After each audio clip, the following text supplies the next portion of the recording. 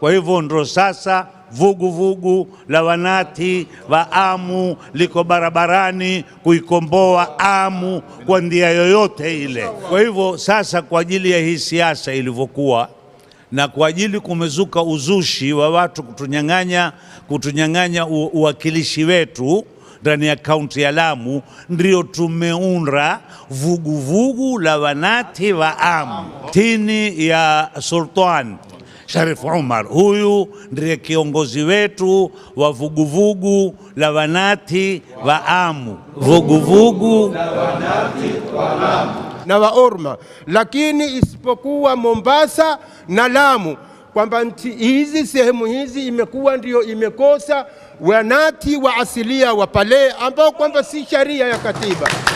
Kwa hivyo hii ndio changamoto. Sasa tumeamka. 2013 wakapewa kiti cha ubunge, 2017 wakapewa kiti cha ubunge na useneta, 2023 wametukua zote.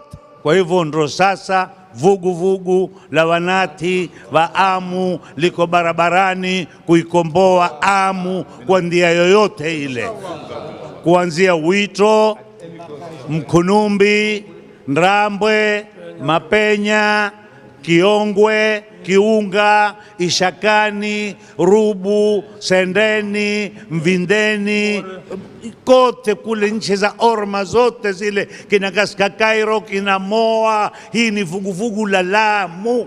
Wote nyute mujui mumondani, ukiwa ni Mpokomo wa asli ya Amu, ukiwa ni Mgiriama wa asli ya Amu, ukiwa ni Muorma wa asli ya Amu, ukiwa ni Msanye wa asli ya Amu, ukiwa ni Mboni wa asli ya Amu, ukiwa ni Mkore wa asli ya Amu, ukiwa ni Msomali wa asli ya Amu, nyutu mko kwenye vuguvugu hili. Kwa hivyo sasa, kwa ajili ya hii siasa ilivyokuwa na kwa ajili kumezuka uzushi wa watu kutunyang'anya uwakilishi wetu ndani ya kaunti ya Lamu, ndio tumeunda vuguvugu la wanati wa Amu chini ya Sultan Sharif Umar. Huyu ndiye kiongozi wetu wa vuguvugu la wanati wa Amu, vuguvugu la wanati wa Lamu.